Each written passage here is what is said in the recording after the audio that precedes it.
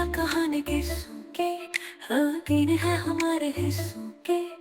चलो मेरे साथ करने सैर दुनिया कहानी किस्सों के। दोस्तों, मेरा नाम है देव वर्मा। कहानियाँ सुनाता हूँ। मैं सुनाने जा रहा हूँ मेरी लिखी एक कहानी, प्रेम कथा। सुनहरी सुबह का सूरज पहाड़ियों के पीछे से झांक रहा था। शिमला की ठंडी वादियों में बसा एक छोटा सा कॉलेज अपनी गुनगुनी चहल पहल के साथ जीवंत था। यहीं की लाइब्रेरी में पहली बार प्रेम और कथा की मुलाकात हुई।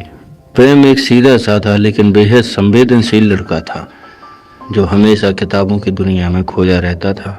उसे शेर व शायरी और साहित्य का शौक था। वहीं कथा एक चुलबुली, जोशीली और अपने सपनों को लेकर गंभीर लड़की थे। वह पत्रकार बनना चाहते थे और दुनिया के हर कोने में जाकर कहानियां खोजने का सपना देखते थे। एक दिन कथा लाइब्रेरी में किसी रिपोर्ट के लिए रिसर्च करने आए थे और प्रेम वहां कविता की किताबें पढ़ने में खोया हुआ था। कथा ने उसकी तरफ ध्यान ही नहीं दिया, लेकिन जब उसकी किताबें गिर गईं और प्रेम ने मदद के लिए हाथ बढ़ाया तो उनकी पहली मुलाकात हुई। ध्यान कहाँ है आपका? ये कथा ने कहा। जी, वो मैं इन किताबों में खोया हुआ था, प्रेम ने जवाब दिया। कौन सी किताब? ये कथा ने पूछा। प्रेम ने किताब की तरफ इशारा करते हुए कहा, गालिब की शायरी। कथा ने उसकी किताब की ओर देखा और मुस्कुराई। वाह, तो आप शायर हैं? शायर नहीं, बस उनका फैन हूं, प्रेम ने कहा। उस दिन के बाद दोनों की मुलाकातें बढ़ने लगीं। कथा अक्सर प्रेम से शेर सुनने की जिद करती और प्रेम उसके सपनों के बारे में सुनना चाहता। धीरे धीरे दोनों को एहसास हुआ कि उनकी जिंदगी की किताब में एक दूसरे का नाम पहले से ही लिखा हुआ है। एक दिन कथा ने प्रेम से पूछा, प्रेम, तुम्हारी जिंदगी का सबसे बड़ा सपना क्या है? प्रेम ने कहा, एक ऐसी प्रेम कथा लिखना जिसमें नायिका तुम हो। प्रेम की ये बात सुन कथा हंस पड़े, लेकिन उसकी आंखों में एक अजीब सी चमक भी थी। उसे एहसास हुआ कि प्रेम उसे सिर्फ देखता ही नहीं बल्कि उसे समझता भी है। लेकिन हर कहानी इतनी आसान कहाँ होती है।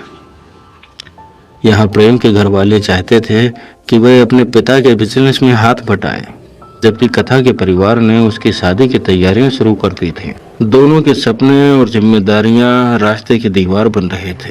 एक दिन कथा ने प्रेम से कहा, शायद हमें अपने अपने रास्ते पर चलना चाहिए। प्रेम ने गहरी सांस ली और कहा, अगर हमारी किस्मत में साथ लिखा है ना, तो ये रास्ते दोबारा जरूर मिलेंगे। यहाँ कथा शहर छोड़कर अपनी पत्रकारिता की पढ़ाई के लिए दिल्ली चली गई और प्रेम ने अपने पिता के बिजनेस में हाथ बटाना शुरू कर दिया। दोनों के बीच दूरियां तो बढ़ती गईं, लेकिन दिलों में एक दूसरे के लिए जगह हमेशा बनी रही। जब भी वक्त मिलता तो दोनों एक दूसरे से कभी फोन पर या मैसेज में हाय हेलो कर लेते, हालचाल पूछ लेते। सालों बाद एक ऐतिहासिक समारोह में कथा ने प्रेम का नाम एक सफल लेखक के रूप में सुना। उसके हाथों में एक प्रेम की लिखी किताब थी जिस पर लिखा था, प्रेम कथा।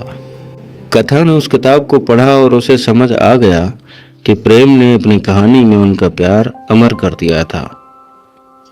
उसी दिन कथा ने प्रेम से मिलने का फैसला किया और दूसरे दिन की पहली ट्रेन पकड़कर अपने गांव वापस आ गई। दोनों की मुलाकात एक खूबसूरत शाम को हुई, जहां कथा ने कहा, प्रेम, तुमने सही कहा था, रास्ते फिर मिलते हैं। प्रेम ने मुस्कुराते हुए जवाब दिया, हाँ, और हमारी प्रेम कथा कभी खत्म नहीं होगी।